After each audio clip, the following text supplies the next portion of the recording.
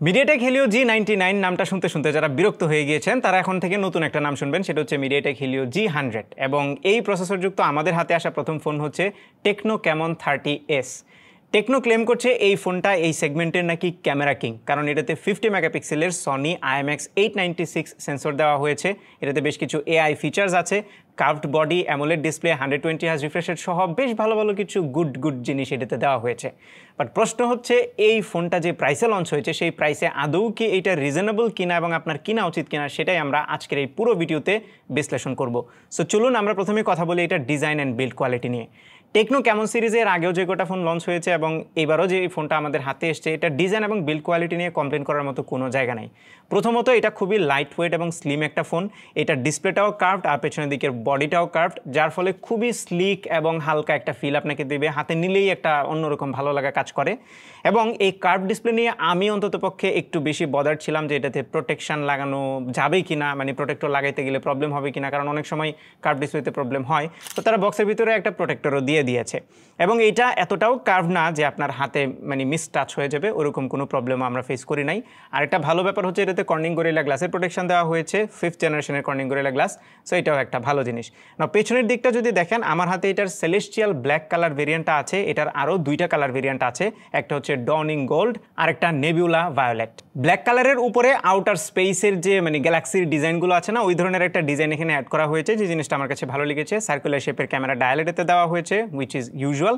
এবং এই ফোনটা এক হাতে ইউজ করতে গিয়ে আপনারা কোনো ধরনের ডিসকমফোর্ট ফিল করবেন না, আমিও ফিল করি নাই। এই ফোনটার উপরের দিকে আমরা দেখতে পাচ্ছি একটা স্পিকার গ্রিল আছে, সেকেন্ডারি নয়েজ ক্যান্সেলেশন মাইক্রোফোন আছে, এটার বাম পাশে কিছুই নাই, ডান পাশে ভলিউম বাটন এবং পাওয়ার বাটন আছে।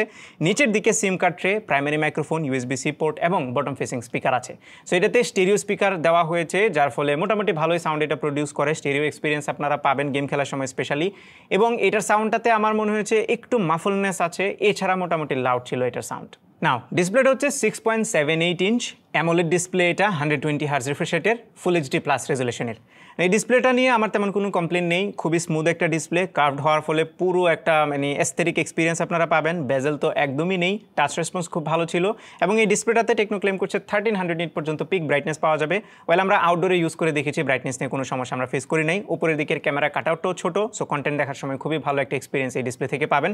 অ্যামোলেড হওয়ার ফলে ব্ল্যাকগুলোকে পিওর ব্ল্যাক দেখতে পারবেন, কিছুটা ব্যাটারিও সেভ হবে এবং ওভারঅল এটার ডিসপ্লে বেশ ভালো লেগেছে আমার কাছে উইদিন দ্য বাজেট।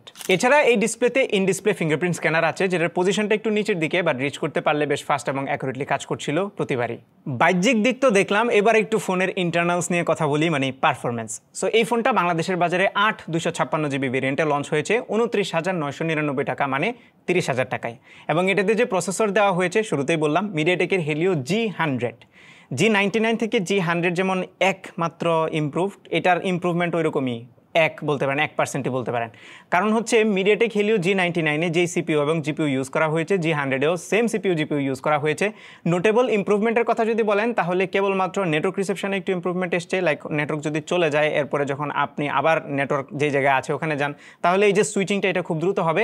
এবং এইবার এই এসওসিতে 200 মেগাপিক্সেলের ক্যামেরা সাপোর্ট দেওয়া হয়েছে, এইগুলো নোটেবল আপগ্রেড। এর বাইরে যেগুলো আছে সেগুলো খুব একটা নোটেবল না। এবং মেইন যেই জায়গা, তার মানে হচ্ছে সিপিইউ এবং জিপিইউ, এই দুই জায়গাতে পারফরমেন্স সেমই পাবেন। ইভেন আমাদের আন্তত বেঞ্চমার্কের স্কোরও সেম কথাই বলছে। 30,000 টাকায় মিডিয়াটেকের হেলিও G100, যেটা G99-এর প্রায় কাছাকাছি, এটাকে কিছুটা আন্ডার পাওয়ারডই মনে হচ্ছে আমার কাছে। যদিও রিয়েল লাইফে আপনি ডে টু ডে পারফরমেন্সে কোনো ধরনের প্রবলেম ফেস করবেন না, অ্যাপ ওপেনিং ক্লোজিং মাল্টিটাস্কিং এগুলো খুব স্মুথলি আপনি করতে পারবেন, কোনো ধরনের ল্যাগ হিকাপও পাবেন না আপনি, এবং পারফরমেন্স নর্মাল ইউজে একটুও নোটিস করবেন না। কিন্তু যদি আপনি গেমিংয়ে চলে যান তাহলে কিছুটা নোটিস করবেন, কারণ টিপিক্যাল গেমিং পারফরমেন্স এটা থেকে পাবেন। মিডিয়াম টু হাই সিটিংয়ে আপনারা খেলতে পারবেন, গ্রাফিক্স খুব একটা এক্সট্রাঅর্ডিনারি লেভেলের আপনাকে দিবে না, এবং গেম খেলতে গেলে আপনি মাঝে মধ্যে একটু আধটু ফ্রেম ড্রপ দেখবেন যদি একটু লম্বা সময় গেম খেলেন। ফোনটা স্লিম হওয়ার ফলে ওই রকম পরিমাণে গরমও হয় না, মানে যতটা স্লিম আমি ভেবেছিলাম অনেক গরম হবে, বাট ওই রকম গরম হয় না, এবং এটা মোটামুটি লেভেলের গেমিং এক্সপিরিয়েন্স আপনাকে দিবে কনসিডারিং দ্য প্রাইস। সফটওয়্যার সাইডে out of the box Android 14 আছে, যার উপরে হাই ওএস দেওয়া হয়েছে, এবং এই ইউআইটা আগের চাইতে ইমপ্রুভ হচ্ছে ডেফিনেটলি, এবং এখানেও আমি তেমন মেজর কোনো ইস্যু পাই নাই। দুই একটা ব্লোটওয়্যার আছে যেগুলো আপনি চাইলে আনইনস্টল করতে পারবেন, খুব একটা বদার করে নাই। সো ওভারঅল ইউআই নিয়ে আমি স্যাটিসফাইড। এবার চলে আসি আসল জায়গা, মানে ক্যামেরায়, কারণ টেকনো ক্লেম করছে এই সেগমেন্টে নাকি এই ফোনটা ক্যামেরা কিং। এই ফোনটাতে যে প্রাইমারি সেন্সর ইউজ করা হয়েছে সেটা হচ্ছে 50 মেগাপিক্সেলের একটা সনি IMX896 সেন্সর, আর একটা 2 মেগাপিক্সেলের ডেপথ সেন্সর, আর কিছুই নাই। 30,000 টাকায় আমি এক্সপেক্ট করেছিলাম অন্তত একটা আলট্রাওয়াইড শুটার এখানে দেওয়া হবে, টেলিফোটো না দিলেও, কারণ টেলিফোটো দিলে পোর্ট্রেট অনেক ভালো আসে, বাট স্টিল মেনে নিলাম আলট্রাওয়াইড শুটারটা অন্তত পক্ষে দেওয়া ছিল, ইভেন ম্যাক্রো সেন্সর এটা দেয় নাই। সো এই জায়গাতে আমার কিছুটা কমপ্লেন আছে। এখন প্রশ্ন হচ্ছে এই একটাই লেন্স 50 মেগাপিক্সেলের যেটা সবগুলো কাজই করবে। সো দেখি এই ওয়ান ম্যান আর্মি ক্যামেরাটা কেমন রেজাল্ট দিতে পারে। ওয়াল ডে লাইটে বা প্রপার লাইটে যদি আপনি ছবি তোলেন তাহলে খুবই ডিটেলড এবং শার্প ছবি আপনারা ক্যাপচার করতে পারবেন। ছবির কালারগুলো খুবই ভালো আসে এবং নর্মাল মোডে ছবি তুললে আপনি দেখবেন ডাইনামিক রেঞ্জের পারফরমেন্স মোটামুটি ভালোই আসে। তবে পোর্ট্রেট মোডে চলে গেলে ডাইনামিক রেঞ্জটা খুব একটা ভালো আসে না, স্পেশালি হাইলাইটগুলোকে একটু ওভারব্লোন করে দেয়। তবে পোর্ট্রেট মোডে এজ ডিটেকশন বা ব্যাকগ্রাউন্ড সেপারেশন অথবা ডেপথ ম্যাপিংটা খুব ভালো করতে পারে এবং ব্যাকগ্রাউন্ডে একটা সুন্দর বোকে ইফেক্ট ক্রিয়েট করে। ইভেন পোর্ট্রেট মোডে ছবি তোলাটাই আমার কাছে এই ক্যামেরার সবচেয়ে বড় হাইলাইট মনে হয়েছে, মানে সবচেয়ে বেশি ভালো লেগেছে পোর্ট্রেট মোডের ছবিগুলোই।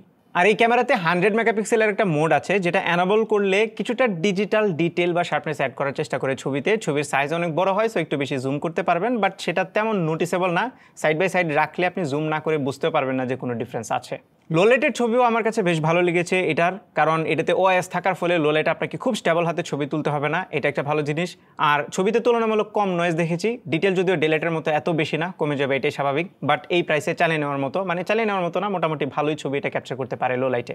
ভিডিওতে ম্যাক্স 2K 30 FPS এর অপশন আছে, 1080 60 FPS এর অপশন আছে, বাট স্টেবিলাইজেশন কাজ করে শুধুমাত্র 1080 30 FPS A. So stabilisation on করে যখন ভিডিও করবেন মোটামুটি স্টেবল ভিডিও এটা দিয়ে রেকর্ড করতে পারবেন। এছাড়া বাকি মোডগুলোতে কিন্তু খুব একটা স্টেবল ভিডিও পাবেন না। ভিডিও কোয়ালিটি আমার কাছে একদমই অ্যাভারেজ মনে হয়েছে।